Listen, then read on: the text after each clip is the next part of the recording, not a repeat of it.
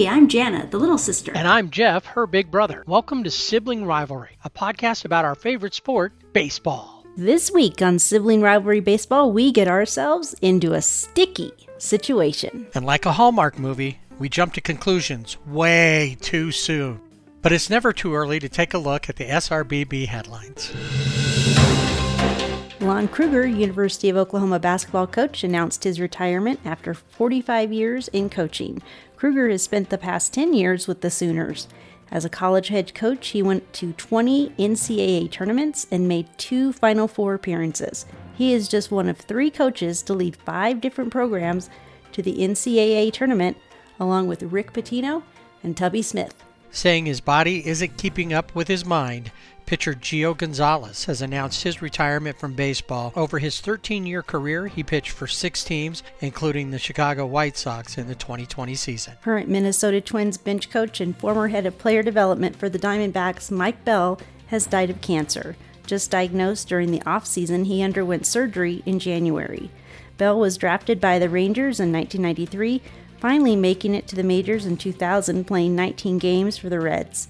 He found his place and left his mark in player development. Bell comes from a baseball family. Grandfather Gus played 15 years in the majors. His dad Buddy played and managed 27 years in the majors and is part of the Reds organization, and his brother David is the Reds manager. Mike passed away at his home in Arizona. He was 46. There it goes, a long drive. If it stays fair, home run. The announcer who called Carlton Fisk's 12th inning Game 6 home run in the 1975 World Series, along with nearly 1,600 other games, is turning off his microphone. Dick Stockton is retiring after 55 years of calling every sport from the Olympics to March Madness, the NBA, NHL, PGA, and the NFL. He plans to spend his retirement playing golf, tennis, and traveling for the first time in 50 years. You can find these and past week's headlines on our website, siblingrivalrybb.com. Remember to rate and subscribe wherever you listen, and tell a friend to listen to the Sibling Rivalry Baseball Podcast.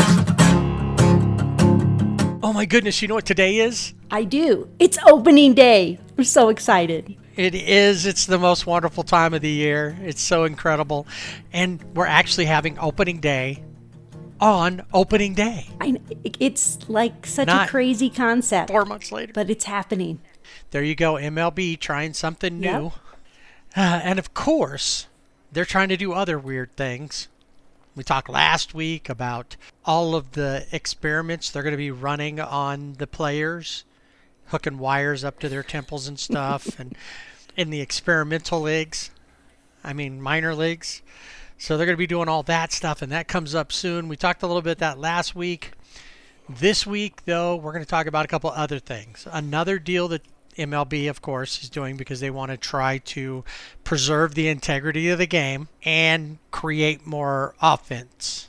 So we'll get to that a little bit later. We're going to talk about what the Dodgers look like starting today, the Angels look like starting today, and of course a sweep around the league, and we'll jump to some conclusions. Right now MLB is taking another route to change the game, and like I said, they say they're increasing their efforts to maintain the integrity of the game, but we know it's just about trying to get more offense or tweak the game in a way that they think is going to make it better. And now this isn't something that's new, what we're about to talk about. It is something that they brought up last season, but then the whole pandemic thing started, and they just kind of pushed it to the back and said, we got bigger problems. We'll deal with that later. So for the first time, they didn't try to push that on top of something else and try to make it more important than what the focus should be. But what they're going to start doing is cracking down, like putting a full court press on illegal substances as it relates to the baseball. I think we can owe this all back to when the Dodgers were playing the Brewers and Walker Buehler was pitching, and Eduardo Perez, our favorite analyst on ESPN, got his rule book out and was telling us all about those foreign substances. He said, I was looking in my rule book, and Rule 6.02, Section C, Subsection 4, addresses foreign substances on and around the ball. Or something like that. It was pretty spot on. That's the rule that they're going to be enforcing. From what I can figure out with all this, there will be increased monitoring by compliance officers, inspecting baseballs that are taken out of play. They're going to use a third-party lab to check for illegal substances, which means we should be fine because they had a hard enough time getting a third-party lab to do COVID testing last year. And then they're also going to utilize spin rates. We'll get into that a little more in a second. Compliance officers will collect balls from dugouts, bullpens, clubhouses, batting cages, and other areas of the ballpark to have them tested, visually, and then send them off. And then the league's going to use StatCast to analyze spin rates in different situations and compare them to career norms. One of the ways I know they talked about it is they may say the first pitch of the game, what's the spin rate on that one when it's a low leverage pitch? Then what's the spin rate on a high leverage pitch? Is there such a difference? I know people have talked about Trevor Bauer increasing his spin rate like 1,000 RPM. Is he using something?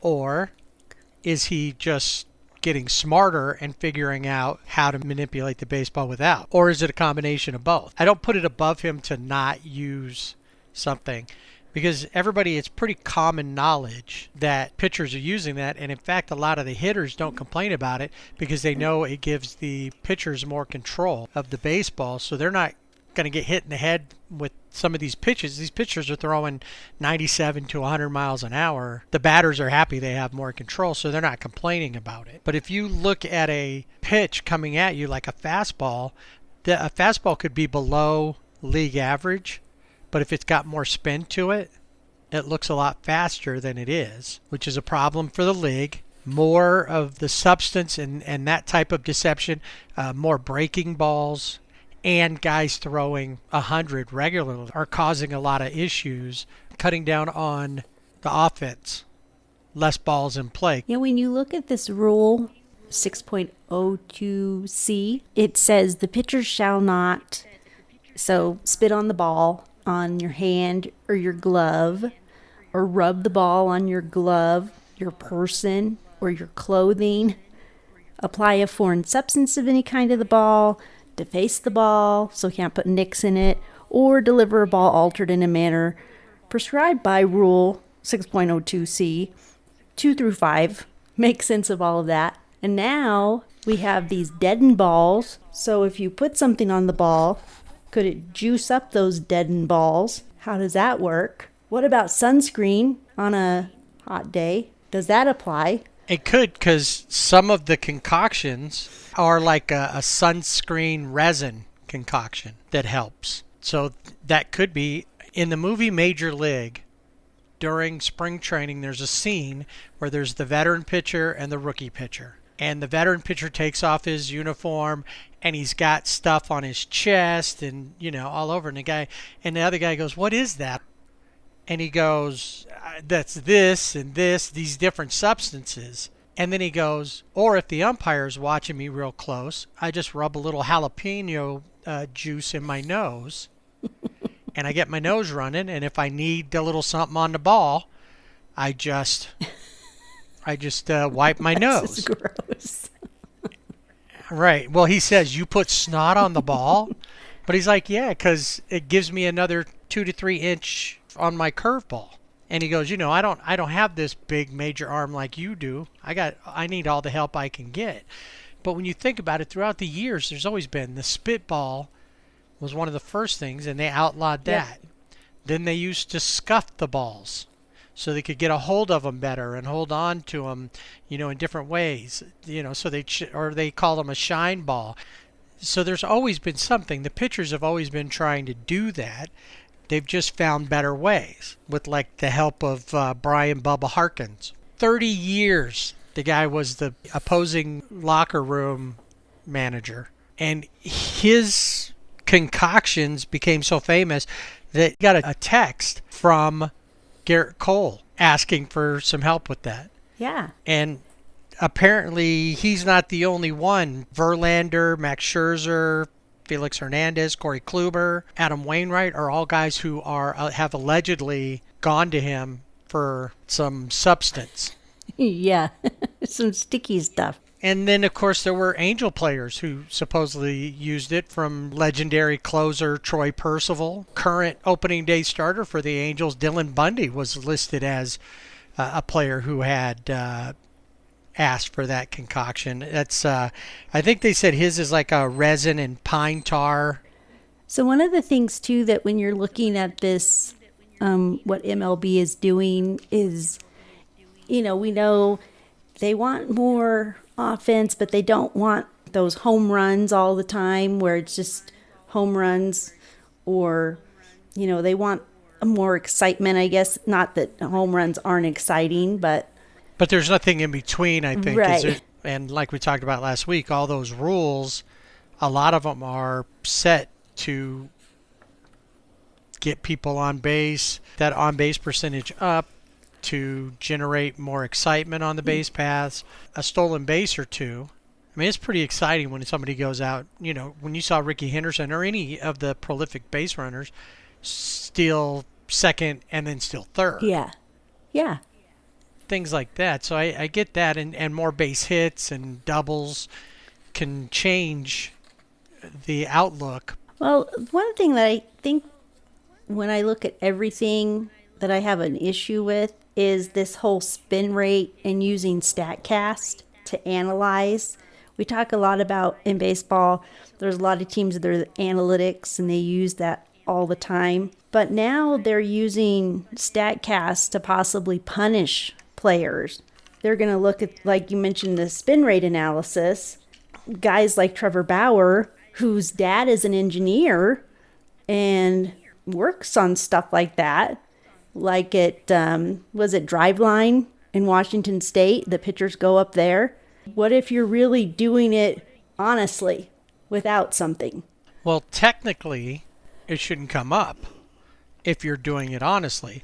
Because think about this. Trevor Bauer pitches 7 innings in a game. And in that 7 innings, he has a couple of situations where he's in trouble and he's pitching out of it.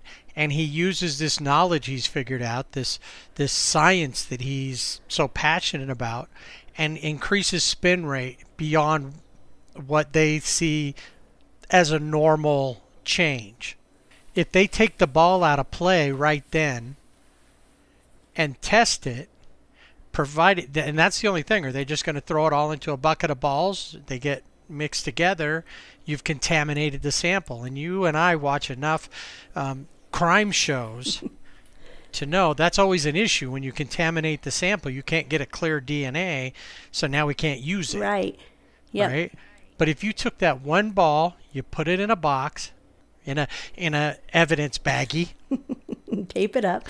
preserve the chain, and it gets tested and there's nothing on it, then that just shows right there he did it naturally. But what's going to be the thought process about it?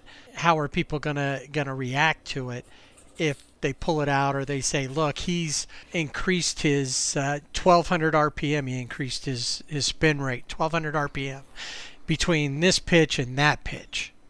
And will they say, if they see increased RPM between a couple of pitches, does it have to be the same pitch, or will they just call it out on any pitch? Oh. Because it's different. Yeah. Because he throws a fastball at one set RPM and then goes up, but if he throws a curveball that has a different RPM, because all of them are going to be different spin rates. Well, with Trevor Bauer, his spin rates for last season went up an average from the 2019 season. Is there some kind of foreign substance he was using? I have no idea. Was Garrett Cole really using something? Are the asterisks involved? Probably, because they're always involved in it. Well, because Garrett Cole and And Justin Verlander were both Right. asterisks. So it goes on from there. I mean, I get it. All players seem to be doing this. It seems to be Maybe not an accepted practice, but everybody's kind of looking the other way. So this will be something we definitely need to keep our eye on to see if anybody gets caught. Yeah, and Brian Harkins, he was fired by the Angels when this all, came out. And then he filed a defamation lawsuit against the Angels and MLB in August, but because he said he was the public scapegoat for foreign substances. I think people online were calling him a traitor, like Angels fans were calling him a traitor because he's the opposing, and Garrett Cole's the guy who asked him. But so they were all coming at him, pretty hard, like as people on social media do. He filed a lawsuit in August, and it was just thrown out of court. Nothing for Harkins. I wouldn't do anything to mess up that job. No way. It's time for Dodger baseball. Very exciting today. The Dodgers taking on the Rockies up in Denver for our pregame weather report for this series. We go to someone who lives in the region. That's you, Jana. I know. So it snowed like 30%. So, just a little bit of snow and dusting. But today should be really nice. Should be about 70 degrees and sunny. And what about the rest of the weekend? The rest of the weekend is going to be fabulous. It's going to be like 74, and by Sunday, 80. Oh, no snow? I thought there was supposed to be snow like Thursday game, Friday snow, well, Saturday 80. It can happen. That happens in the mountains. So, but for right now, we're looking 70 at game time. It is April, so there is a chance at some point there could be a snow out. It could be. Well, it snows in May sometimes. Coors Field. Do they have the little thing on the outside where the stadium turns blue if it's frozen inside? I never noticed that, but I don't know that they need that because their colors are purple, so it kind of goes with the whole. I know, but it's like I would think that Coors would do some kind of a cross promotion with them. They totally could. Like their cans, the blue, it turns blue if it's cold and ready to be. I don't know. That's something that they may have to think about now that Nolan Arenado is gone. Anything to get people in. That's it. Oh, it's not blue. It should be nice in the stadium today. That's right. So we'll take a look now at the Dodgers. The Dodgers roster looks really similar to last season. The big names are back. Mookie Betts, Justin Turner, Cody Bellinger, Corey Seager. These guys are all back in there. Of course, we know Clayton Kershaw is back. Walker Buehler. Trevor Bauer is a new part of that. What's the rest of the pitching rotation going to look like? So we know it's going to be Kershaw. Kersh is always first. He's starting today. And then Buehler, Bauer. And now this is where there's some maybe some surprises, at least for the fifth spot. Julio Urias is fourth. And Dustin May picked up that fifth slot. Nice. Which means they're going to have a really good-looking bullpen. David Price is coming out of the pen. Tony Gonsolin's coming out of the pen. Jimmy Nelson, I think, is also coming out of the pen. There's three guys who all have long experience as starters. So you'll be able to put them in. If you have one of your pitchers has a short outing, you have three potential long relievers. Kenley's back in the closer role. Yeah, that's what Dave Roberts so has they said. say. I mean, he's high on Kenley, and Kenley hasn't looked too bad during spring training. I don't put a lot of stock in spring training. I know there were people that were like, Trevor Bauer had a 4.42 ERA in spring training, and he's going to suck this year. I don't know how... spring training. How many players don't have great springs and have incredible seasons, and vice versa? Yeah, exactly. Yeah, so out of the pen. I'm just thinking that Brewstar Gratterall's got to be at a point soon Yeah, so where he's serious contention for that closer role, if you're going to have a closer. right. Well, and you have Brewster Gratterall and Joe Kelly once again. They're not ready. They're on the injured list, and I'm not really sure what's going on with Joe Kelly. We never know. This happened last year. How many windows did he break at home? Yeah. I mean, we just don't know. Like, what is his injury? They're never specific. Brewster Gratterall, he had some issues. So they're still trying to get into, like, finish a spring training because they started late. So sometime, Right. But we also have, like, Victor Gonzalez in the pen. Looks Right. really good. So, yeah, the bullpen. Corey Knable. Yeah, Corey Knable. They all look really, it looks like a good, solid bullpen. Now, one thing that I thought might happen didn't. However, he is on the taxi squad, and that's DJ Peters. I thought he had a decent spring that would put him in there, but really his spot went to Zach McKinstry. Honestly.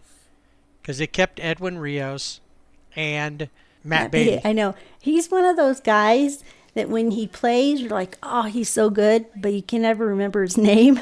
I don't know why. Zach McKinstry will basically take Kike's spot. The outfield, Chris Taylor's considered an outfielder. So you got A.J. Pollock, Cody Bellinger, and Mookie Betts. When you look at the lineup, it really looks the same. Yeah. I think the question for me is always going to be second base because we know, and I have to resign myself to the fact that Gavin Lux is probably he's the everyday second baseman. Well, right now there's no probably. He's the man. Well, I know, but okay. He is I have to go to counseling now. He is the second baseman for the Dodgers. Not probably, but he is, unless he. Well, you can only always has hope issues that he gets a case of the yips, and Zach McKinstry takes over. Yeah, that's and true. plays so well that they don't give it back to him. With the bat this year or this spring, Yeah. Gavin Lux has looked better, more consistent. Defensively, he's still. Yeah, he really has. I'm going to use the term a liability, and I don't know that that's the place where you want a liability. Too much gets hits into that area. So unless you're in the shift when Justin Turner's going to be playing more of the second base than him, and maybe playing every day and getting the reps, I'm not sure about him defensively. Yeah, that's my biggest question is, I've seen him during spring training. He looked really good offensively, defensively, not so great. Some things that were, he shouldn't have missed or, just mistakes here and there. Yeah, but maybe with him playing every day, it will help him maybe get his confidence if he's lacking in confidence defensively. He doesn't seem to lack. Just in the way he works. Maybe Right. We're not in his head, but I would like to see if he's going to be there every day. I would like to see him on the Pirates instead. I would agree. I would agree with that. A couple of questions that are going to come up this season. First off, Corey Seager. Is this his last year as a Dodger? I think the Dodgers, and I'm really hoping and crossing my fingers, but I'm really hoping that the Dodgers will keep him. I can't see anybody else in that role for the Dodgers other than Corey Seager. And he was so good during spring training. He was MVP of the World Series. Why wouldn't you want to keep a player like that? No, that's a good question. And really, I think the only shortstop that most people felt was comparable that you might go after in place of him would be probably Francisco Lindor. And I I don't know. I mean, I don't know what he's going to do. He could be a free agent at the end of this season, do the one and done with the Mets. Right. But I feel like they're going to put an effort in to signing him to an extension to go long term. And why not? I think New York's probably a good place for him. And he's about the only one. I mean, there's some others. At one point, I probably would have thought a couple seasons ago, Trevor Story might be a better. But since he's come back from his Tommy John surgery, he talked about building up in confidence, which he had some. He was there, but after that injury, he's come back and he's stronger and better than he was. And I think that unless you're going to go and put somebody new in or move like Gavin Lux over to short, because he was more of a shortstop before. Yeah. Then I don't see why you go anywhere else. Yeah, I don't either. I mean, yeah, because he had Tommy John surgery, he had hip surgery at the same time. Right. So, yeah, I mean, he looks so good. He's so strong and good defensively, great offensively. It just doesn't, it wouldn't make sense for the front office to not sign him. Right. And they're going to have a lot of contracts coming off here in the next couple of years that they don't necessarily have to replace. So we'll see what happens. Kershaw being one of those, but I don't think I'm ready, I'm sure you're not ready to talk about Kershaw not being a Dodger or what it would take to keep him. Who knows? The other guy that's going to be coming up on a new contract here in the next couple of seasons is Cody Bellinger. And we were kind of talking about him the other day, just briefly, about where's he at. He became he's an MVP quick. Last season, in his terms, would have been a down season based on being the MVP the season before. I see that in the spring he's kind of changed his batting stance back to being a little more open than whatever was going on last season. Not twisting his ankle around 180 degrees. Right.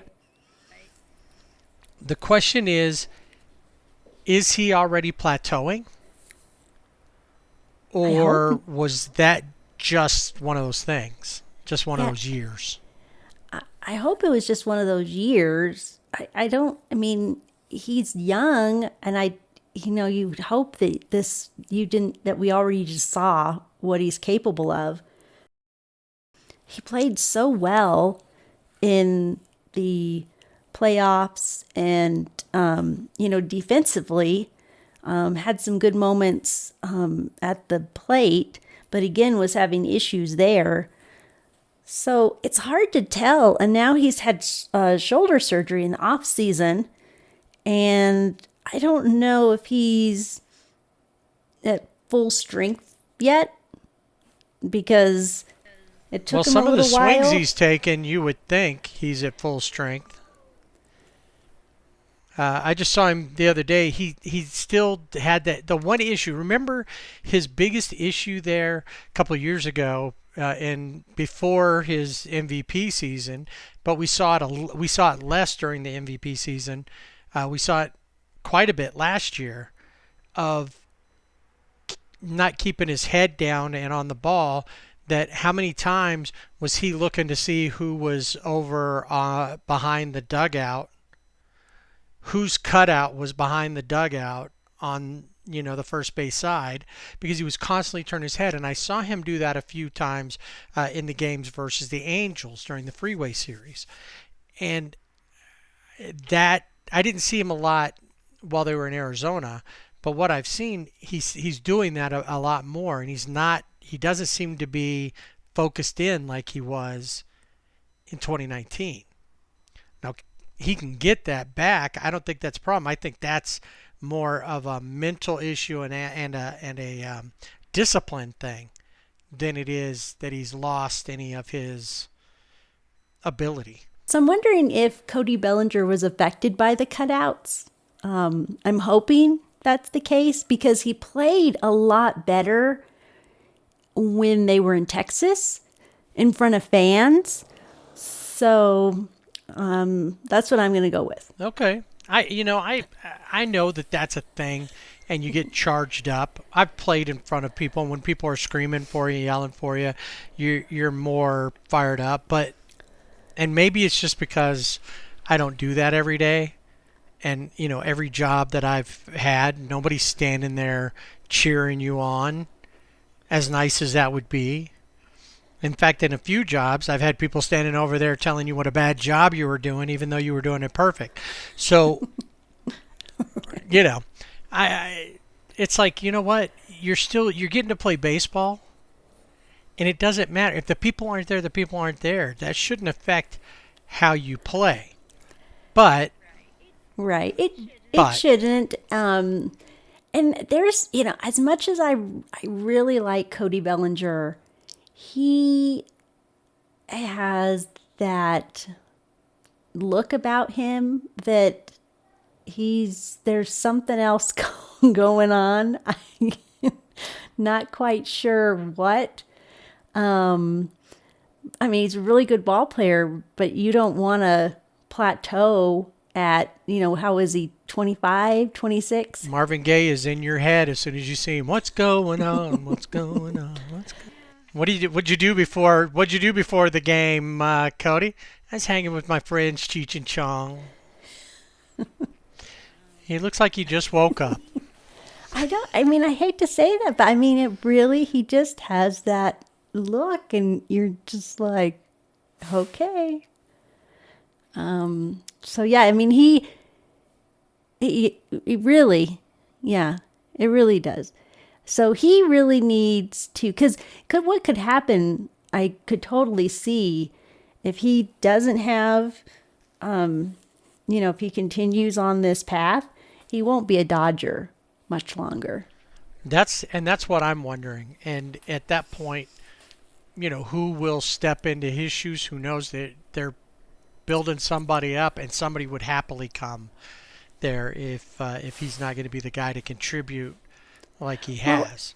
And that was one of the things when I was thinking about roster spots, is I really thought DJ Peters would be on the roster, because I thought, well, he could be in center field with, if Cody needs to take a time out on the bench, or is having, issues with his shoulder, whatever, because he, definitely during spring training showed that he's capable, more than capable.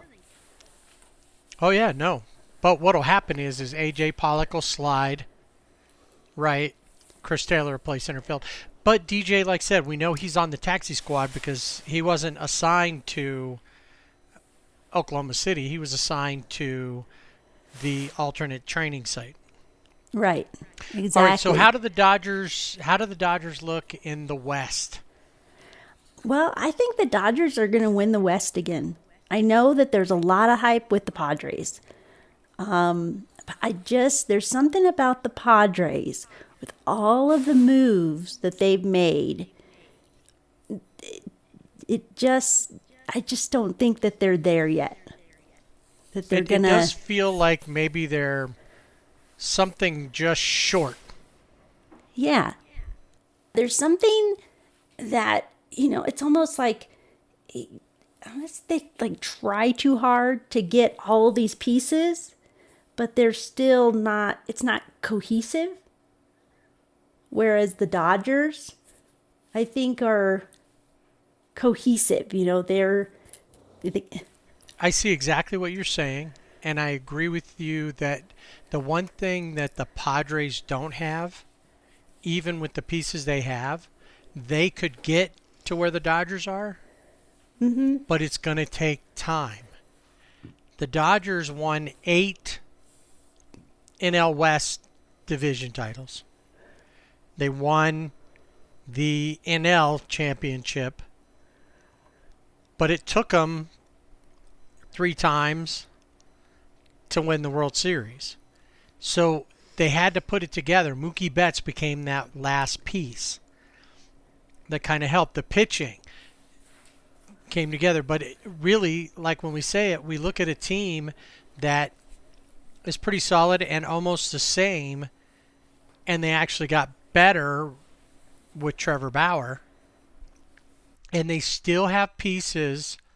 When you look at the players that have come up, or that we were talking about, DJ Peters and Zach McKinstry being 2 of them, you'd lost Jock Peterson, who was a big part, and Kike, who played almost every day, and you haven't lost a step. And the guys that are coming in to fill in behind them, so they've built up a good system. They find good replacements that aren't necessarily high-priced players, other than Mookie. And then take care of them. That's the one thing. When you have Corey Seager, who people thought he was going to be great, but who knew he was going to be this? Eventually, the Padres, if they can hold it together and maybe pick up another piece here or there, could get there. But it's going to be the gelling of the team and the experience. And they don't have the experience yet. Yeah. So for me, looking at the West, I think it's the Dodgers, and then I think it's the Padres, and then the Giants, because the Giants are quietly putting, adding some pieces here and there, and they didn't do last year they didn't do too bad. They kind of came on, they had a little bit of a surge, started playing really well. They were hovering around a spot to maybe pick up one of those third playoff spots that so were I there think last year. The Giants, then you got the and you gotta watch the Giants, because Farhan Zaidi, who was the GM under Andrew Friedman, he knows how that works. He came from Tampa Bay with him, so he's got the idea of how to do that, and he's shaping to his own process, but he's got that core, so they should be very similar like that at some point once he can build up the system the way he wants it. Yeah. So and then I have the Diamondbacks and the Rockies, and I think they could be changeable. It could be the Rockies, it could be the Diamondbacks, but either one is going to be at the end. If Charlie Blackmon and Trevor Story both have career years, their pitching is average. Yeah. They could definitely take that 4th spot. I agree with that. The first 3 I have the same. But I think the Diamondbacks, based on how they played last year, will probably be that 4th team. And the Rockies, just because of internal strife. Trevor Story's probably going to be gone before the end of the season, leaving Charlie Blackmon and Josh Fuentes to be, the guys. Herman Marquez, I guess, will be your guys. I don't know. Yeah, Well, really, I mean, because you think about, who's the Rockies other than, Bud Black, the manager, and then, like, if Charlie you would Blackmon. ask somebody, Charlie Blackmon, yeah. Because even Trevor Story is not a name that you would know. Like, the casual baseball fan, or, I mean, there's nobody on the team that's just, Yeah, not even Charlie Blackmon, really, when you think about it. Yeah, really, not on a league-wide or a nationwide thing. Yep. Yeah. Yeah, I agree with that. And now, and the Rockies in 5th. Now, at the beginning of the season, or the beginning of spring training, Fangraphs put out a thing that said what the percentages to make the playoffs. Not the World Series, not to win anything, just to make the playoffs. And at the point that they did that, there was one team that was 0%. And we'll get to that a little bit later. I just looked earlier today, and the Rockies are also at 0% to make the playoffs. Yeah, it's sad. They've got great stadium. Coors Field is just a great stadium to watch baseball in.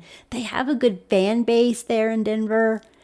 And then they get the front office with their buyer's remorse. And then you go and watch the Isotopes play. And a lot of those guys, they've been in the minors forever. I mean, they're 32. They're 34. I mean, I was at one game in 2019 and they were losing like 14-6. So then I was like bored trying to figure out, okay, how old is this guy? Holy cow, he's 35 years old in the minors. That's who the Rockies have. Not a great farm system. No. How many of these guys are getting call-ups? Not very many. Are they just there fielding the team in Springfield, Albuquerque? Yeah. Yeah. I don't, it's sad. So I would think that at some point the Rockies are going to have to just have a major shakeup to even... Starting with ownership. Right. Yeah. It would have to be ownership and go from there. So we'll see how the Dodgers do in their first series of the season versus the Rockies. And we both agree they're probably going to take the NL West without an issue. And a little bit later, we'll take a look and see if any of the Dodgers might be your way too early pick for the MVP or the Cy Young. Only time will tell. The greatest thing about spring is that every single team has the same record. They do. Opening day, everybody's 0-0. Everybody's excited about what the season could bring. And the most hopeful of fans, the diehards at the beginning, are all looking, saying, even when you know there's shortcomings, any big play could be what was going to turn your season around and give you a chance.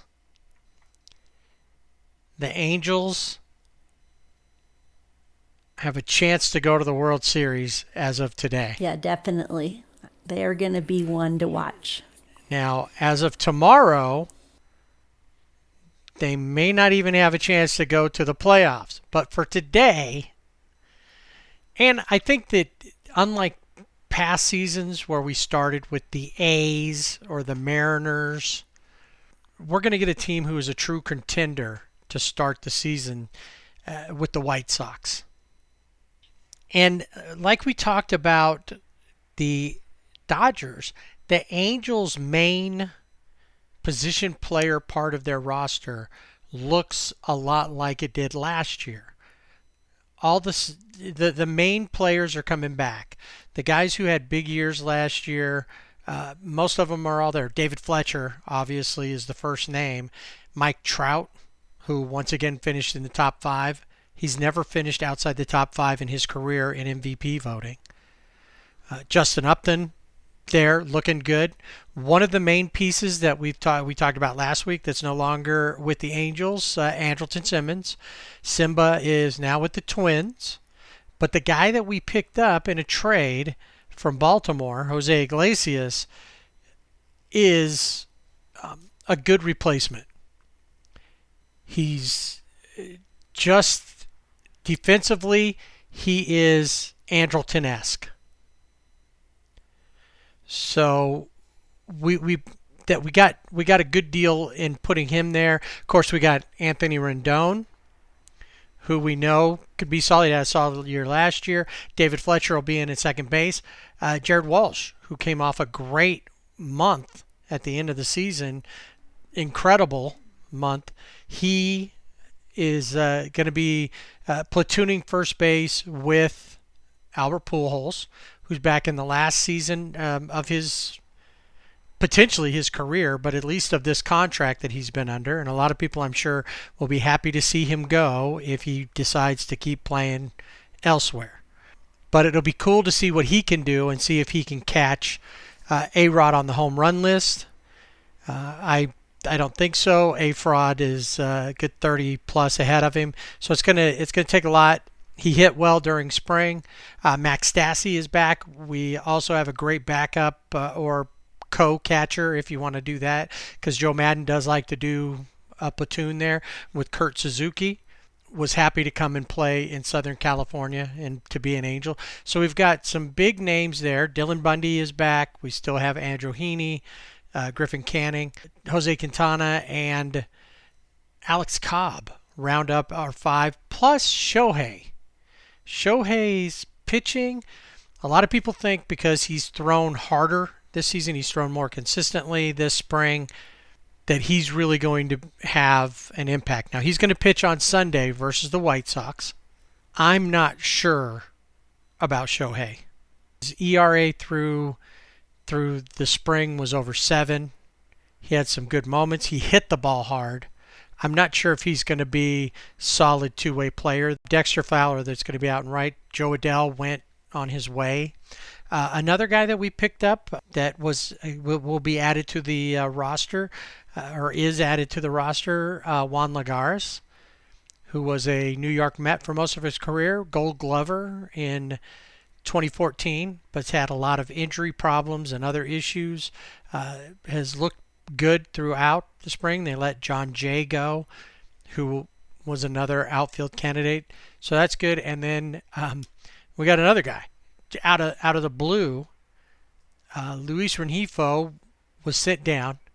Franklin Barreto, who we got in trade last year, is injured, and I think he would have been sent down. So Jose Rojas, who is an Anaheim native, went to high school there, was an Angels fan growing up, was added to the team, and he will be our utility infielder. So it's going to be interesting. The other big thing is just the other day in the bullpen that we'll have Raisel Iglesias as the closer, Mike Myers, who had a strong year last year, Alex Claudio, who we picked up as a free agent. Looks like Aaron Sleeger is going to come in, but we picked up Tony Watson. You remember him as a Dodger? I do. That's a really good pickup, I think. When I saw that, I was excited for the Angels because he was really good with the Dodgers. I was amazed. I guess the Phillies told him he wasn't going to make the team, so he opted out of the minor league contract, and the Angels picked him up. Another one, Steve Cechek. Yeah, I'm not. Who also was another player who opted out of a minor league contract with the Astros when they said he wasn't going to make the team, and they picked up both of them and a guy from Miami, James Hoyt from Miami, who still has option, so that makes him a good pickup because you can send him down if need be.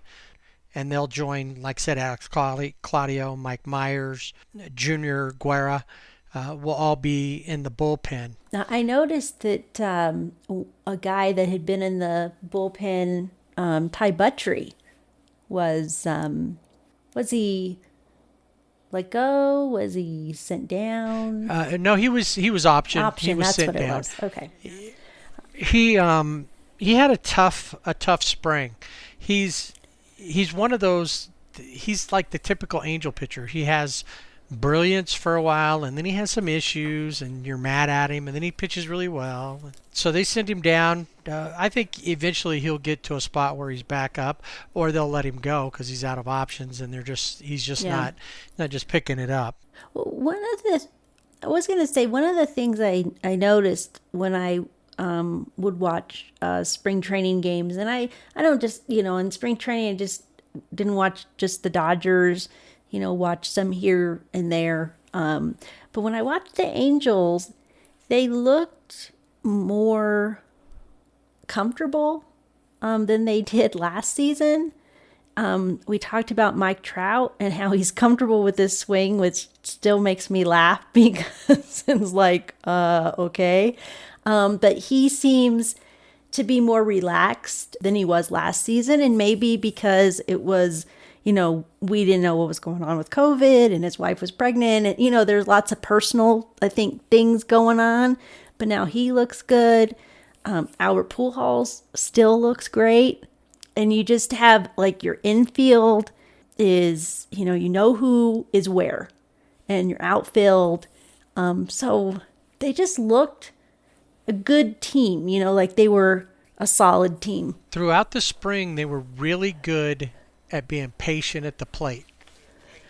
And in fact, in one of the games, I think it was the Monday night game between in the Freeway Series, typical first at bat for David Fletcher. He ended up popping out, but he made it like an 8 or 9 pitch at bat. And Julio was throwing some pretty good stuff up there. Julio Urias was pitching that night. And they said, here's what, if you're batting behind him, that very first up, he made Julio throw all of his pitches. Mm-hmm. So you start seeing he's so patient up there, and I started seeing that throughout the season. Albert, more patient than he has been. Trout, he's always been pretty patient. There's things he wants to be better. He wants to finally win the Gold Glove. So, there's all those pieces, and as long as you have that, Justin Upton, seeing the ball better, more patient. They're not swinging at things they swung at last year. On one of the games on the Freeway Series, I think it was one of the Angels announcers was talking about Mike Trout and how he said, the pitcher has to beat me 3 times. I only have to beat him once. And so if every batter has that mentality, going up to the plate, knowing you just need to get the one hit because the pitcher's got to throw you, get you out 3, at least, 3 strikes, right? So I thought that was interesting, that he's consistent. Yeah, it's a good perspective. Yeah. The team looks solid. If they can take that mentality into spring, it can help. And I don't think anybody looks at the Angels lineup and says they can't score a lot of runs. The downfall is the pitching. And while you have some pitchers on there who can be good, Andrew Heaney can be great, but he can also be terrible. Griffin Canning is getting more consistent. The question will be, Shohei, when he does pitch, how's that going to be? And then Quintana and Cobb. How are they going to play out? Are they going to be Quintana? Will he go back, return to prior greatness, I guess, for lack of a better term? And then Alex Cobb, can he do like Dylan Bundy did and find a home pitching in Anaheim? His problem has always been more so the injuries than simply pitching. So we'll see how that works.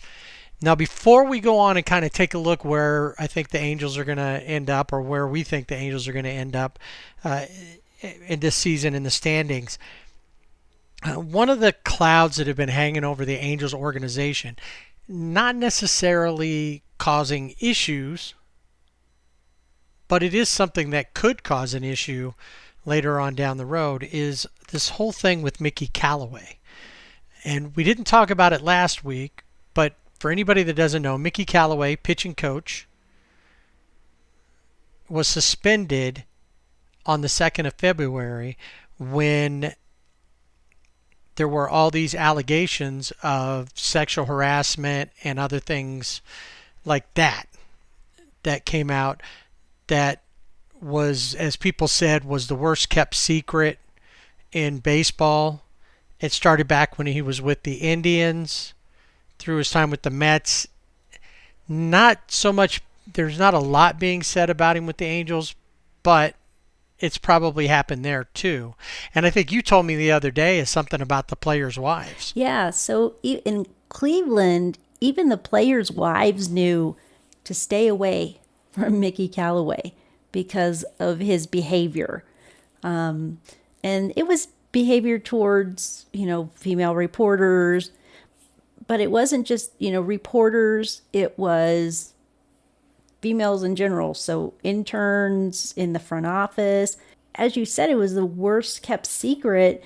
And we mentioned, when we talked about Francisco Lindor going to the Mets and how there's a lot of problems in Cleveland, this is one of those problems because there's something deeper going on in Cleveland that stems from maybe the culture, maybe what was, happening there when Mickey Callaway was there. And it's still lingering. It seems.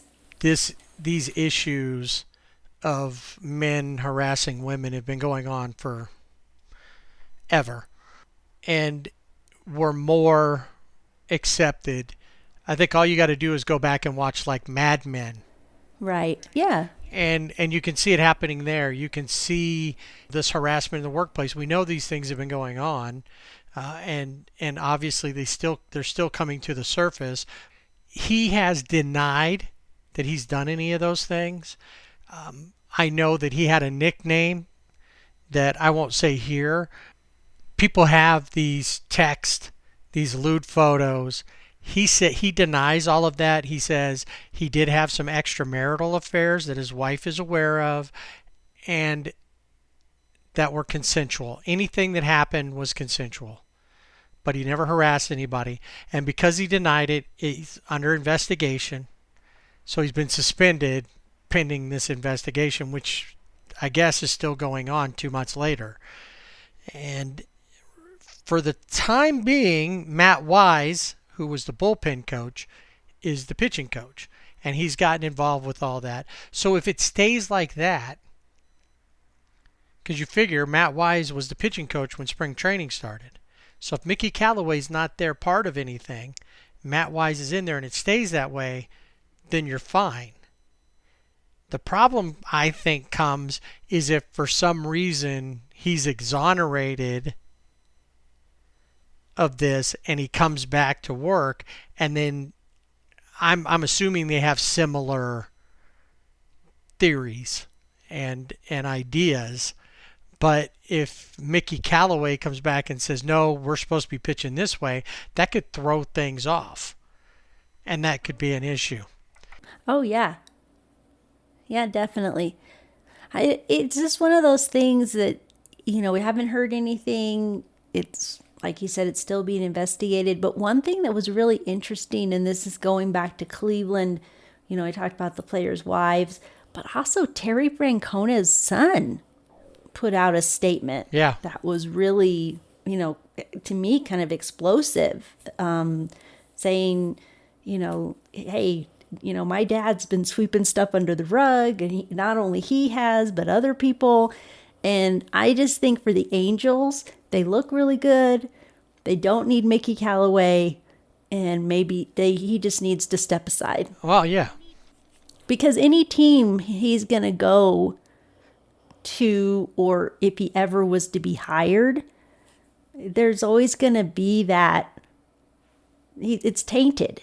He's tainted. Is he more tainted than AJ Hinch and Alex Cora? No, I think that AJ Hinch and Alex Cora are tainted too. I don't even think that they should be in Boston or Detroit and Boston, because what they did. But isn't it different? It's not different. I mean, when you do something, whether it's, are a womanizer or you're cheating, which is you're doing something that's not professional, you're putting a stain on the game, then you don't deserve to be in the game.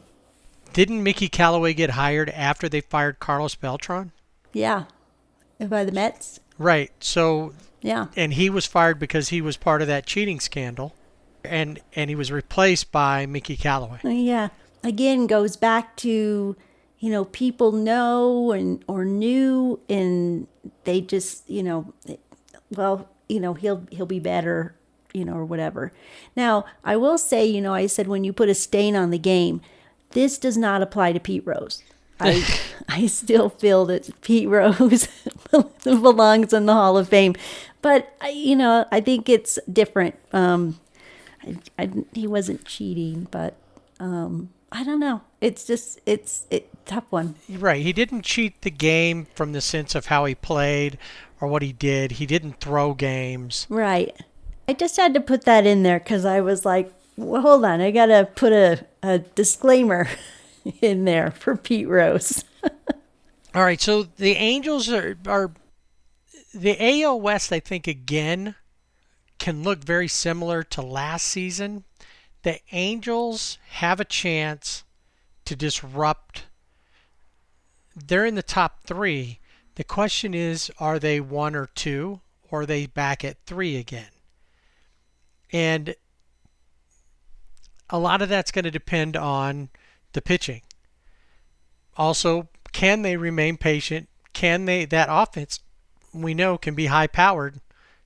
Can they really put it together and do that? But the pitching has to be average to above.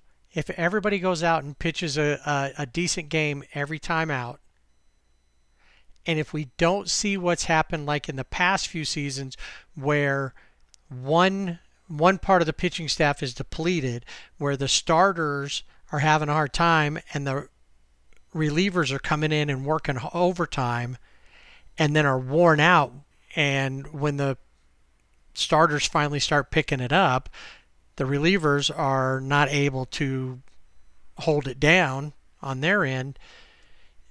We need a equal effort, and we need the starters to start out strong and not let the relievers get overworked early on. It's going to be a long season. And, one question, will the players that didn't pitch at all last year benefit from a full year off? Less wear on their arm? Or will they be rusty and take a little while longer to shake off the cobwebs? And with that, where do you think the Angels end up in the AL West? I actually have the Angels winning the AL West. I think they can do it this year. I mean, it's probably really optimistic, but I think if all of those pieces come together, they could be the surprise and win the AL West. Okay. I can see that. I mean, the possibilities are there, but I think the operative term is if all the pieces come together. That sentence right there, yes, makes it harder to fully buy into. And then what does the rest of the West look like if the Angels are leading the way, which I'm happy with that. Well, so I have the Angels, and then I have the A's. I put the Astros as third. I'm not too sure about the Astros this year and how it's all gonna work out for them. And then I have the Mariners and then the Rangers. Okay, well, I'm with you on the last two, the Mariners and the Rangers. The Rangers, I think, are a rebuild. They gave away, they sent off, two of their better pitchers from last year, and one of them even wasn't that good. But Lance Lynn is now a White Sox, so that really changes up how the White Sox look, but it doesn't help the Rangers at all. Mike Minor, who was one of the betters, he's off somewhere else. So that sounds about right. I think he's a Royal So he's now. off doing his thing. And, Joey Gallo can have a big year. The one guy who's probably, their one bright spot's going to be Kiner Falafel, who's going to be their shortstop. Isaiah's probably going to be that one guy. He'll probably be the team MVP, provided he stays healthy. And I guess that's, the thing for every team. Can they stay healthy? But they're going to be down at the bottom. The Mariners are probably stuck in fourth place simply because 1, 2, and 3 are just that far ahead of them.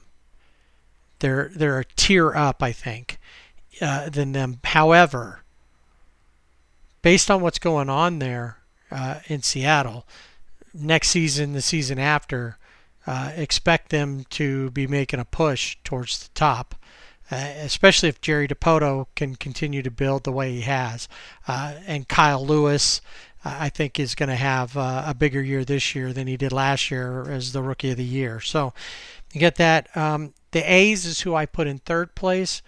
A lot of people say that they're, could be 1 or 2, but probably second. I think that they're more at third. I'm not real sure. Although Chapman's back after last year and his issue, you still have the corners, the Matts in the corners, Olsen and Chapman. And then you brought in Elvis Andrus, who's a great veteran shortstop. You've got the pieces. They always seem to put together a decent team. I just don't know if they have enough. And they're pitching. Mike Fiers coming back. He can be solid when he wants, but I'm not finding that their pitching is going to be up to par on what they need. In second place, unfortunately, I have to go with the Angels. I don't think that they have enough this season to overtake the Asterix. As much as that pains me to say, the Asterix are still a stronger team, even without George Springer. Their pitching is still the best in the American League West with Greinke, Christian Javier. Eventually Framber Valdez is going to come back, and he was a solid workhorse for him last year. And then, of course, Lance McCullers, who we'll talk a little bit more coming up. So I think the Astros are going to take the West. The Angels, while I agree with you, they very well could, it's going to take a big effort by their pitching staff mostly. But they're going to have to hit, too, and they don't always do that. Even with all that firepower, we saw them go cold a lot over the last couple of seasons.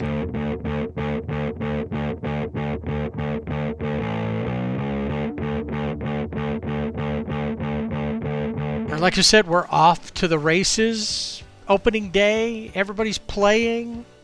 First time in 2 years, we got a opening day, on opening day, traditional opening day, and everybody is playing. And it's going to be a regular season where all the American League teams are going to play all the American League teams, all the National League teams are going to play all the National League teams. And unfortunately, once again, everybody's going to play their own division in interleague play. So we got to do another year of West versus West as far as the Dodgers and the Angels are concerned. And the rest of them, Central, East.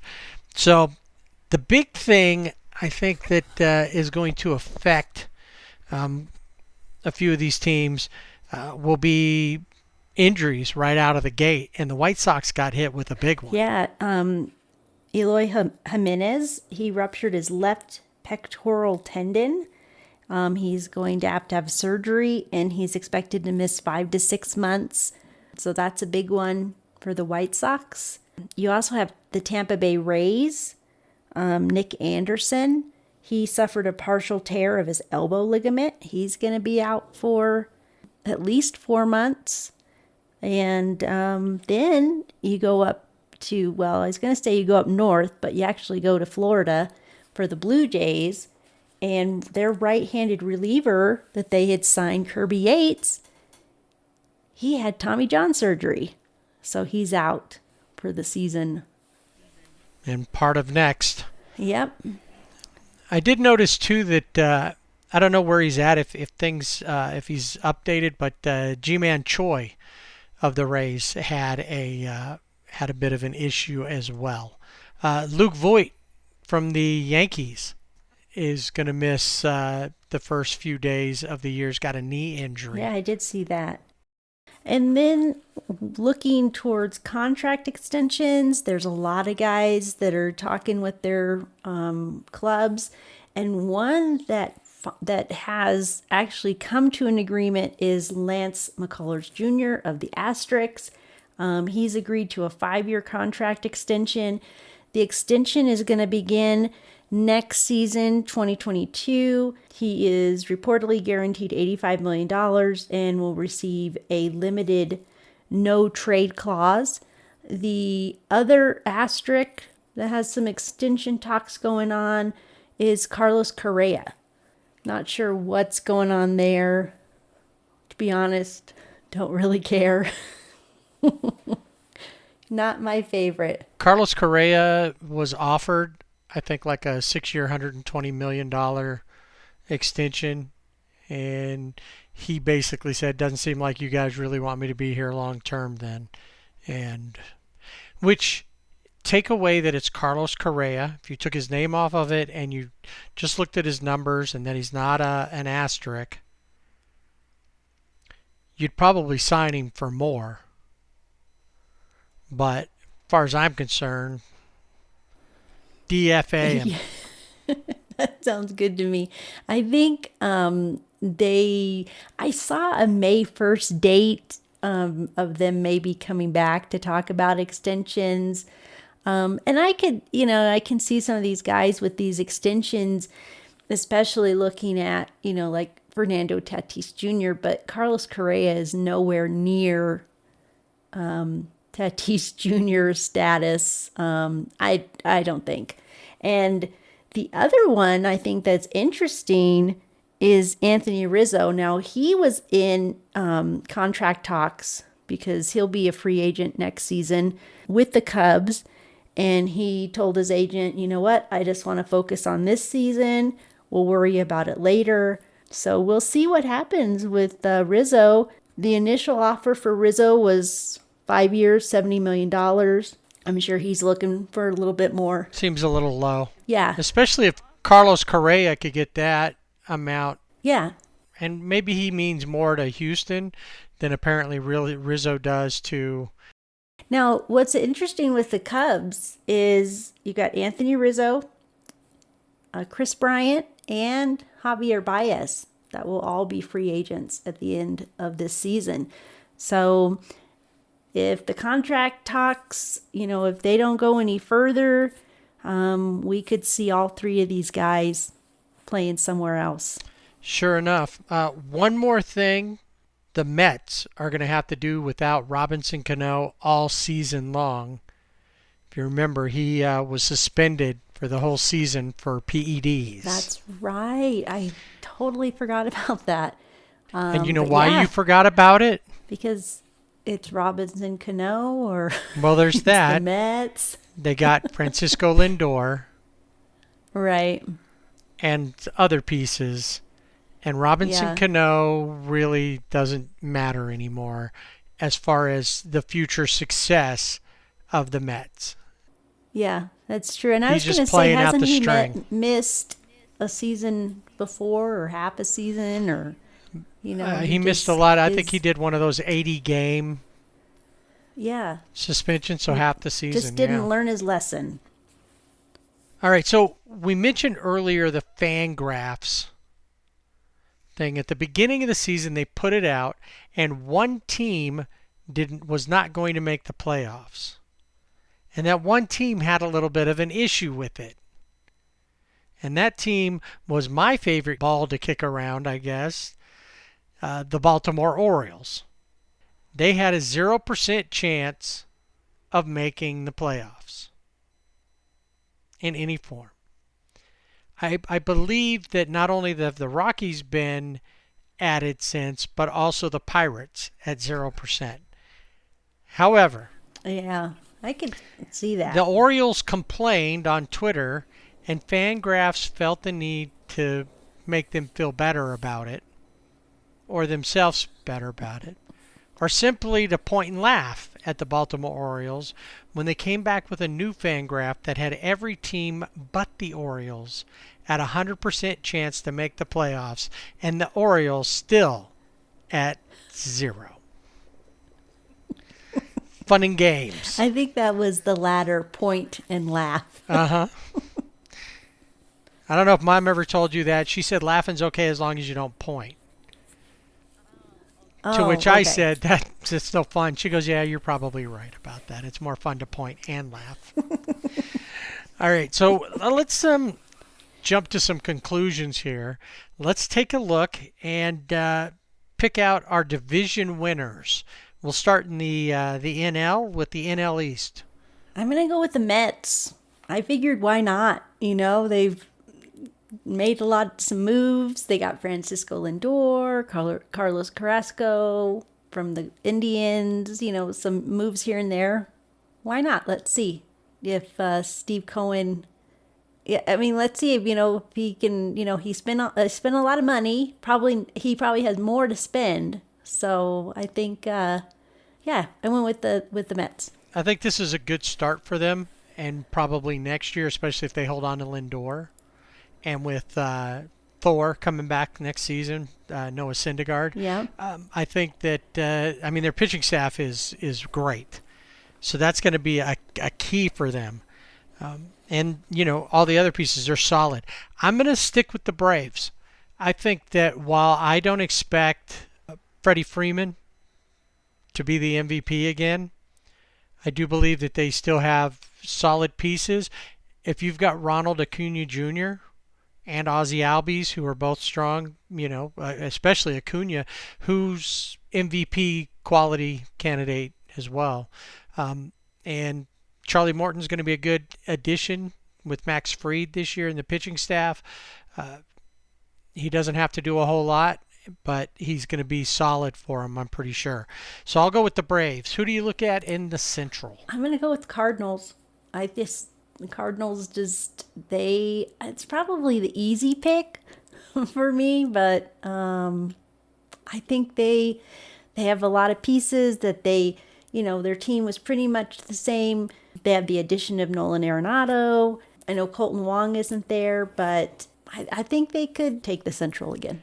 I concur with that. I think that Paul Goldschmidt can have another good year. He's an MVP caliber player. Like you said, Yachty's back. Adam Wainwright for another season. The team is strong. Nolan Arenado's going to want to come out and prove to the Rockies and all of baseball that the Rockies made a mistake, including the Cubs. He wants to let them know who's boss in the Central now, because the Cubs are a team that could very well make a run for it or give them a run for their money, just like the Brewers very well could after they signed Colton Wong and Jackie Bradley Jr. One of the things with the Cubs, though, that I talk a lot about teams and their cohesiveness. There's something about the Cubs with issues that they've had now with Anthony Rizzo, but with Chris Bryant earlier. There's just something about the Cubs that they don't seem to be all in. I'm not saying they're not, because I don't know. But there's just reading on paper, they just seem to be kind of somewhere else. Some of the players. Yeah, we're just here playing, collecting our paycheck. Yeah, there's something about that, which doesn't say a lot about Dave Ross, unfortunately. Yeah. Their manager. All right, so the Dodgers, we both picked to win the West. Wild cards? Oh man, I didn't even think of wild cards, but I think the Phillies could really, they could possibly, if they get their act together. I mean, they got all the pieces, pretty much. So I think the Phillies could be in there. I think the Brewers could be a wild card again, but I think they're better, should be a little bit better than they were last season. So, yeah, I mean, I guess the Phillies and the Brewers I would look for maybe in those wild card spots. Really? I'm surprised that you didn't pick. One team to me was I didn't even think about it. I just wrote it down. As soon as I wrote wild card, I wrote Padres. Well, I guess I was thinking that was a given. Because I'm sure they're Yeah. going to go. That's a given in my mind, yeah. Now in the second slot, and while you were talking about the Phillies, it made me think about the pitching staff that they have with the Nationals. Max Scherzer, Steven Strasburg, Patrick Corbin, John Lester. They really, and then they've got Brad Hand now and out of the bullpen. Yeah. Their pitching staff improved. So, and then they got Josh Bell and Kyle Schwarber and others. So they could be a lot stronger.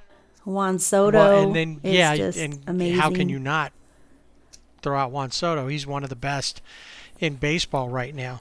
So they could play in there, and all it's going to take is for the Mets or the Phillies, any of these teams in the East, to have some injury issues, go through a bad slump, and those guys could come right through.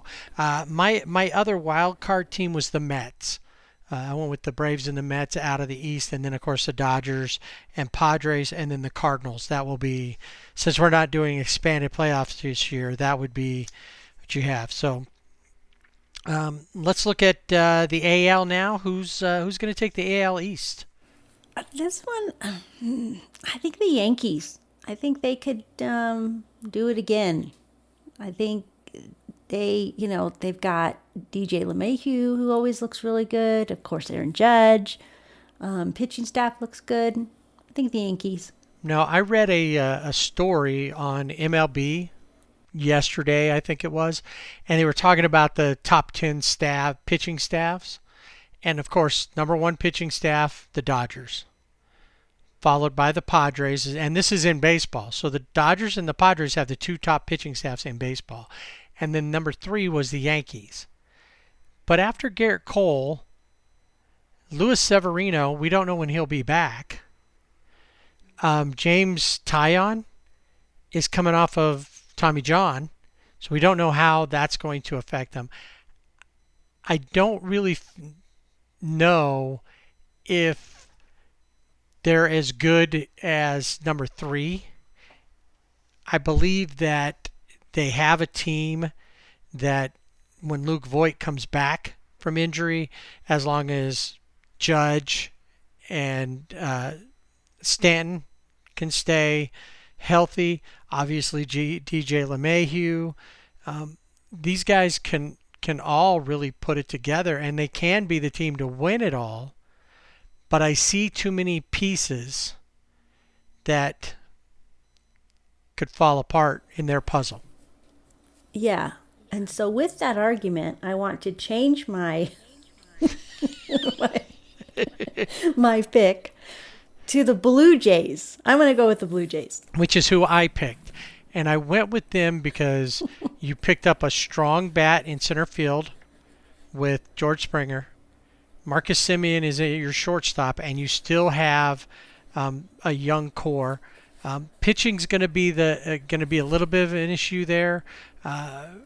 Ryu, can he do like he went his year with the Dodgers? He had a short season last year, but he's never been that durable.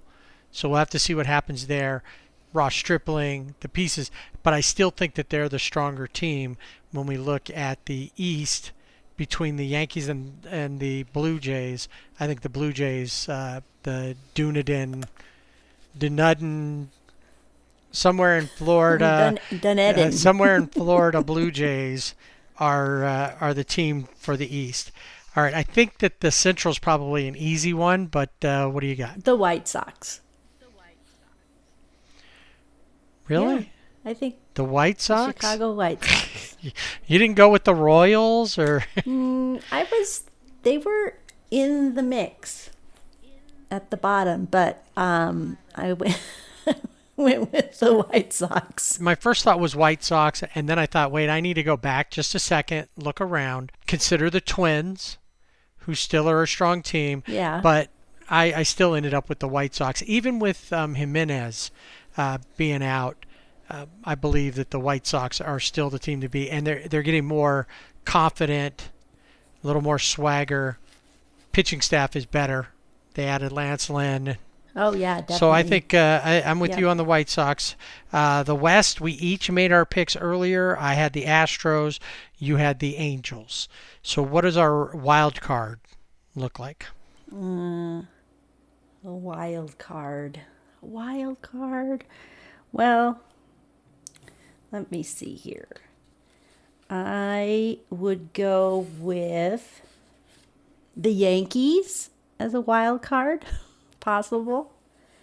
The Twins, and I guess the A's. But there's only 2 wild cards. I know, but I just have it extra. No, I'm going to go with the Yankees and the Twins. That's not. I mean, that's a good pick. I honestly went for wild cards. That's where I went ahead and slotted the Angels in, being good enough. But honestly, it's a tough one because the Twins play in the Central, and overall the Central's not that strong. They are going to be battling with the White Sox, so that'll be an interesting one. I think I initially wrote down the Angels and the Yankees as my wild cards. The Twins very well could sneak in there though, but I'm going to go ahead and stay with the Angels and the Yankees.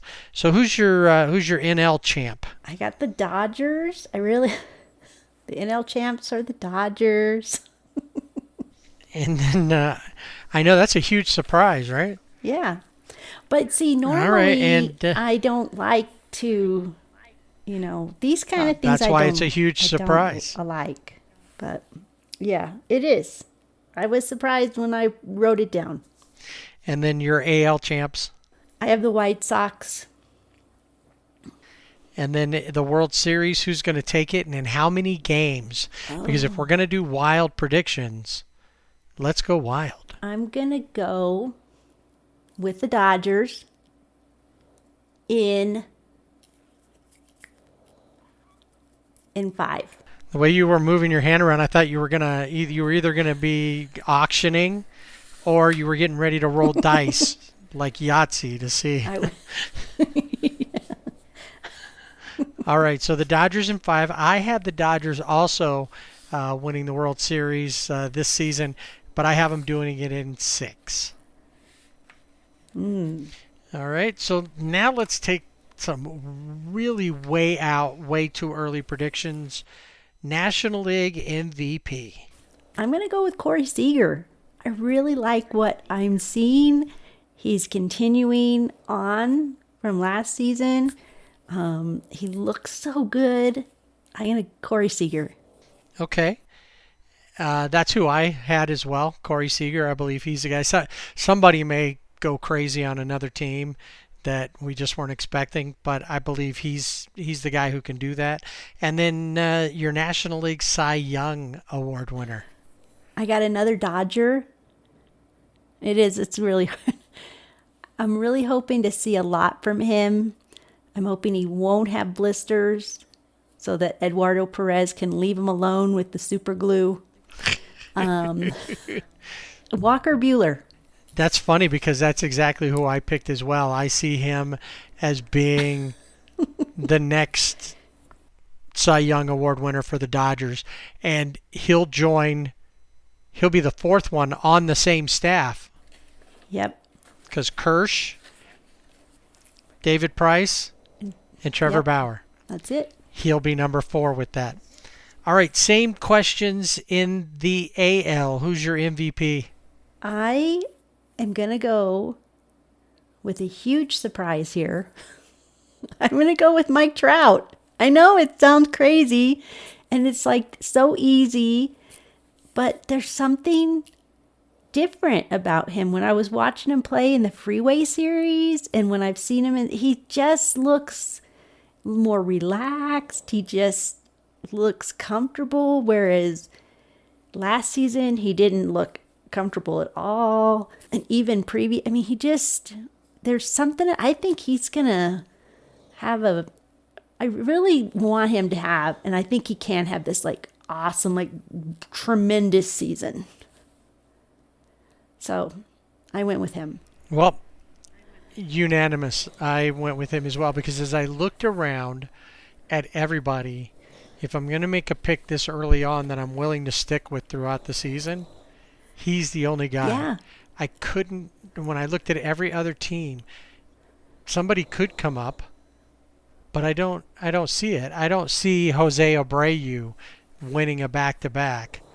I don't, when I look at the whole American League, there's a lot of big names out there. There's a lot of good players. I think last year I called Shane Bieber the MVP. But no, I'm going with Mike Trout this year as well. Your Cy Young Award winner? I'm going to go, I think this year, I'm gonna go with Garrett Cole. Wow. I think he could. Yeah, I think he could. I think he could do it. I'm with you. So really, That's crazy. We picked the exact same 4 people yeah. with no prior conversation about it. No, we did not text about it. We just, in the production meeting, we're like, okay, we're going to do our crazy picks. And that was the end of it. And everything else. I picked mine this, just Monday, Tuesday time frame. So, Yeah. Me too.